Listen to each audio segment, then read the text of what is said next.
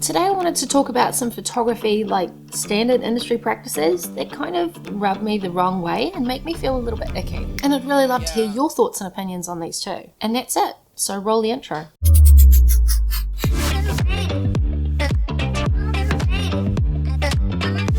Right, so a bit of context about today's video. Well before I was a photographer myself, I had a really bad photography experience. I'd just become a mum for the very first time and I was moving back to my hometown and there was all sorts happening that wasn't super great. But I randomly entered a photo competition at a cafe and then I completely forgot about it for a couple of weeks and then they rang me and said I'd won. And I remember thinking, oh, this is really nice. Amidst all the chaos that's happening, this is something that's really good. So my mum and dad paid for the petrol and we got my pop and we drove up to Auckland for the day and we went and did this sort of half-hour long photo shoot. We got some neat family photos. We got some photos with like my pop and my son, like 4 generations and 2 of my absolute favorite people in one shot. And I was super stoked until after the session. So after the shoot, they brought me out the prints that I could choose from. And then they said, you can choose one 5x7 for free and the rest will be $25 each. And my heart like fully dropped out. Like I couldn't even afford the fuel to get to the session. And now they were telling me that I had to pay for the photos? Now maybe, in their defense, and the fact that I had baby brain, maybe somewhere it said that it was only a session fee. But all I saw was end of the photo competition, so that's what I did. I put my name down and I won it. And as far as I was concerned, that was the whole package. Like, I won the session and I won the photos. If I had at any point in this whole process realized that I would have to pay for the photos, and not only that, that they were going to be $25 each, I would have said to them, oh, don't worry, I can't afford the photos, give it away to somebody else. Because I was struggling, as in like struggling to keep my power on. So it wasn't like, oh, well, I'll just rejig my budget for the next week. It was an absolute, there was no way that I could even fit this in. So I walked away with one photo. And it's still one of the most precious photos I have. It's of my son and of my pop. But I missed out on the family photos. I missed out on all the photos of me as a brand new mum. And both my dad and my pop have now passed. So I can never recreate those photos. And it's not that I don't have like other photos and other footage and stuff like that, but of course it's never the same quality as if a professional photographer does it. And I understand how amazing it is to give a gift like this to someone. When the lighting is nice and when you're not missing one of the family members because somebody's got to hold the camera. I mean, all of these things add up as to why people go and get professional photography in the first place, right? And then we, as photographers, turn normal into magic. And I've seen people advertise this style of competition since then, and it really irks me. And when they talk about, well, I gave away a free session, that's a little bit like winning a car but not winning the tires to go with it, and then the people running the competition are like, oh well, each tire's $5,000, so you know you're kind of stuck. You can have the car but you've still got to pay for the tires to make it go. If you're going to do something nice, either do it or don't do it. And I don't care if it's for marketing or whatever, but if you're going to give something away, just give it away. Don't hold something to ransom. Like, it's just rude. And the thing is, this actually sucked not only for me as the person being photographed, as the client, or sort of client, but it also sucked for the business that was giving it away, that were doing this as part of some sort of marketing campaign, which is fine. I have no problems if you're doing this as part of a marketing campaign. But they lost out too, because they then ended up with no sales from it, and a customer that was so disgruntled that almost 20 years later is still complaining about it. So I guess what I'm saying here is that photographers need to be really transparent and not hide things behind industry jargon like, oh well, that's a session price, but that doesn't include anything else. As a non-photographer, somebody that didn't speak photography jargon, I assume when they said photo session, that just included everything. So that's what kind of inspired today's episode. Just thinking about some things that are kind of known as industry standards that rub me the wrong way, or that I just can't wrap my head around. So I just wanted to get into a couple of them today. So here's the first question that I've been mulling over, and I mean, like, I'm thinking about it, but how does it fit into my ethics and my morals and my business? I understand that realistically, $100 an hour for a photographer is actually a fairly base level. When you run the numbers, like $100 sounds like a lot, but when you actually run the numbers, $100 an hour actually isn't a lot. So when you spend like half an hour on a kid's mini session, for example, So for me, I like to spend about half an hour because I like 10 minutes for the kids to sort of warm up to me and 10 minutes to get like the solid shots, and then another 10 to kind of just let them go crazy and get a couple of interesting shots. And that gets me, depending on how much I've used my burst mode, about 300 photos, right? And most of the time I'm getting a gallery of 40 to 50 to even 60 images out of that, which is equivalent of about 4 to 5 hours editing. Now, a lot of photographers will do like a 20-minute session and have 10 free images that go with it, and they'll be charging between sort of $150 to $200 for a mini session. And I understand that they can kind of do that because they're not editing all the photos. I always wondered, like, how do you do that? If you've already edited all the photos, why not just, like, you've already done the work? But then I spoke to another photographer, and of course they told me that no, they don't do all the full edits. What they do is they just sort of throw on their preset and then they put them up, and then the people choose which ones they want, and then they go in and do all the other adjustments and take out like bruises and blemishes and things like that. So, okay, that makes a lot more sense, like for the time and things like that, right? Because you're only going to be editing 10 images that the client picks. So you don't even have to go through them kind of yourself. You're just like, which ones do you want? And then you can do them, right? So for $150 or $200, it probably does end up being about 2.5 hours work all up. But here's the problem that I have. I'm a parent. I want every photo of my kids. I wish I could get that gallery back of the photos that were taken of me as a brand new mum, of my brand new son, of my pop and my dad when they were alive, and my mum when she was younger. You know, this is 20 years ago. It's a time capsule. I got one photo from it that didn't even have everybody in the photo. And admittedly, that was my choice. But nonetheless, the fact that all of those were taken and I don't have access to them really irks me. And whenever I'm doing these things and I'm taking all these photos, there are so many photos, and I go, do you know what? I can absolutely see this one little look that this kid has might just be the favorite look that their parents like, but then you're only picking 10 photos out of maybe a gallery of 40 to 60. Like, how do you, as a parent, how do you pick that? And I think that a lot of photographers are relying on the fact that you are going to get attached to those photos that you're going to upgrade, which is why they then provide tier upgrades. So, okay, your 150 gets you 10 photos plus a session, but if you want 20 photos, that'll be 350, and if you want the whole gallery, for instance, that might be $500. Okay, that's fine, I understand that, but to me it kind of feels almost blackmail-y, and I know that that's technically not the right way to put it, and I'm not trying to insult anybody that's doing it, but as somebody that's been on the receiving end, and as somebody that loves all the photos of my kids, I don't know how to package that myself as a photographer when I don't want to not give somebody a good photo of their kid. Like, if I get 70 photos out of it, I will give you all 70.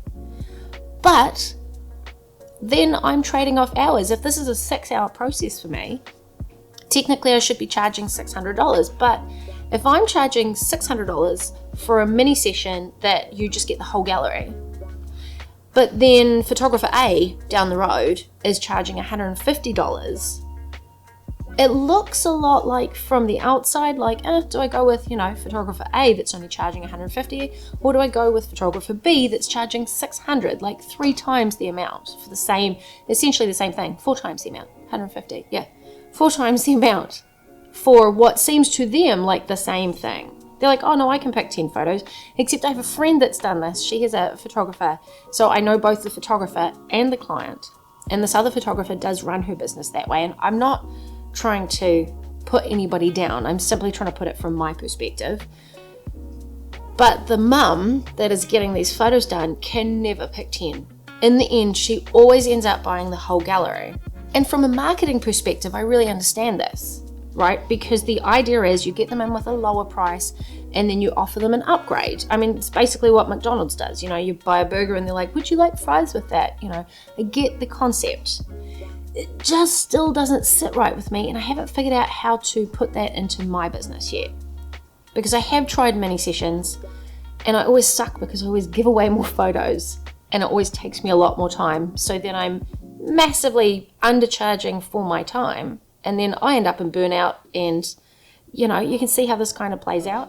So I would love it if you guys have any suggestions of how to do this, or if you do it a different way, or if you're like, oh, you should watch this training, drop me a link, drop me a comment, let me know, because I am super keen to just learn more and figure out a different way of doing this that fits within what I believe sort of morals and values.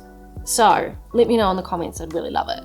Question number 2 isn't quite as controversial. I understand that in marketing psychology that you want to have tiers, right? Anything you look at these days, you've got tier 1, tier 2, tier 3, tier 4.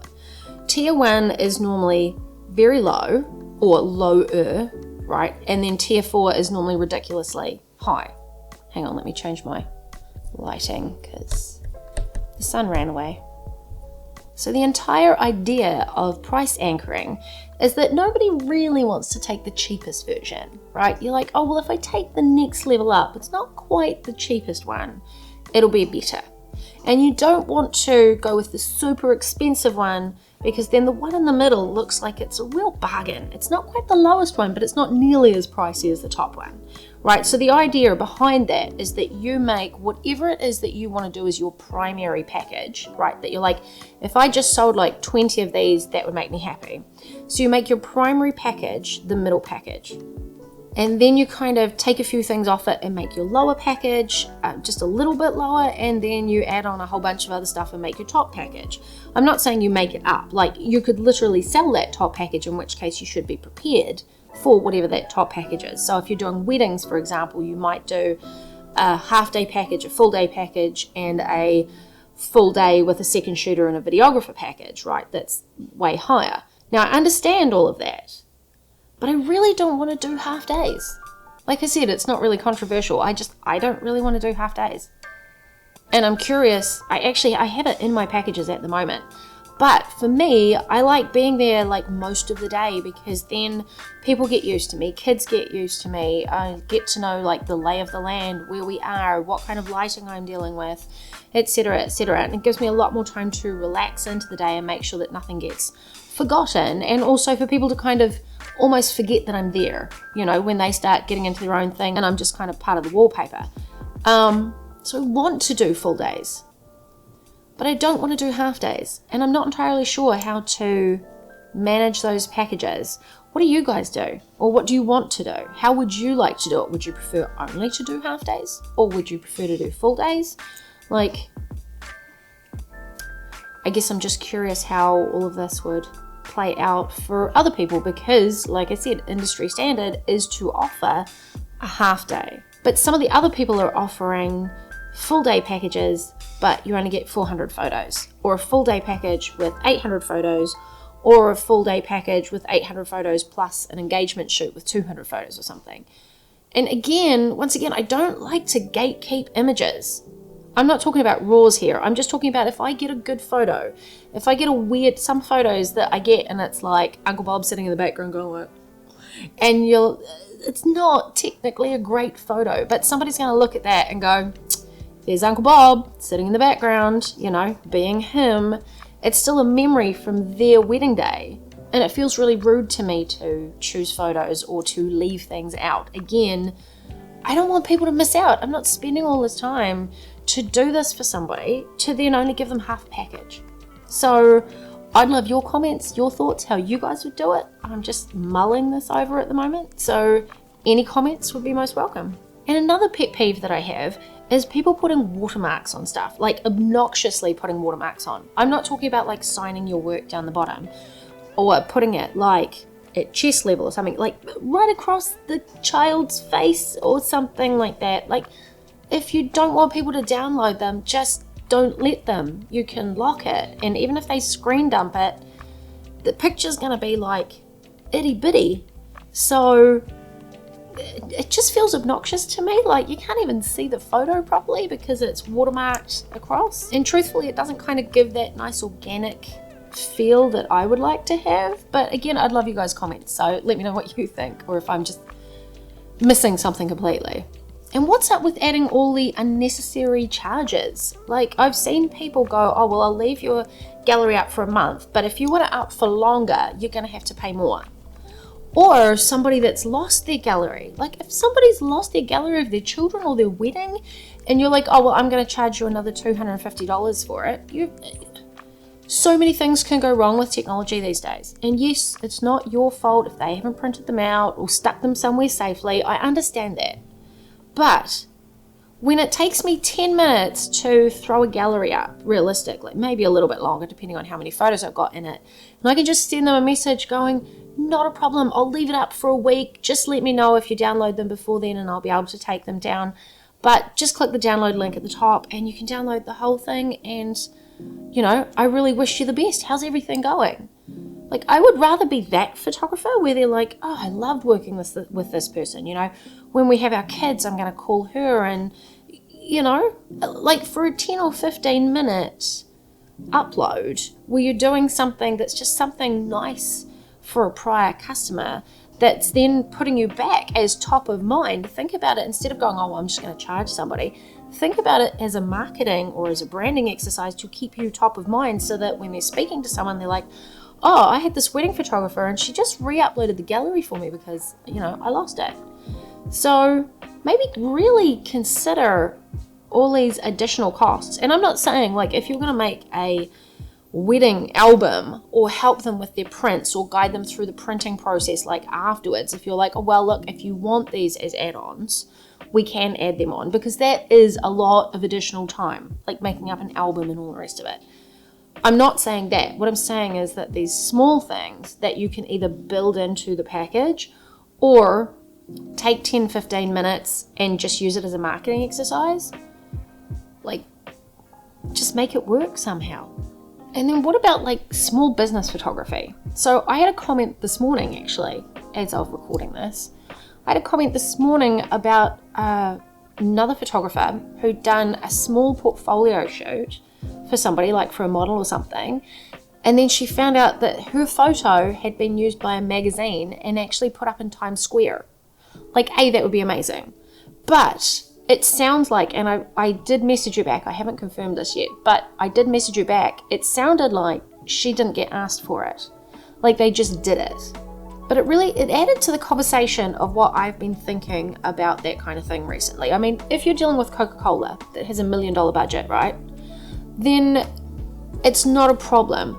You do the photos for them, you license them for a year, and if they want them again, then they pay it. Like, they pay for a renewal fee. In the film industry, it's called residuals. So, for instance, if you are an actor and you do an ad, and then for Mentos, for argument's sake, and they pay you, if they then renew that ad to be able to use it for a second year, you'll get a residual payment. And the same thing if you're in a movie and then 5 years later it gets sold to Netflix and it's in your contract, then you'll get paid a residual for it. And it's the same thing in radio. Like, if you are a musician and you've recorded a song and they play your song, then you get a small amount paid to you every single time that song is played. So even Elvis still going to be getting residuals, right? His estate will still be getting residuals. So it's not like this is out of the ballpark or anything. It's not like this is weird. In the creative industries, there is definitely this idea of it's not just once. Like, if it's used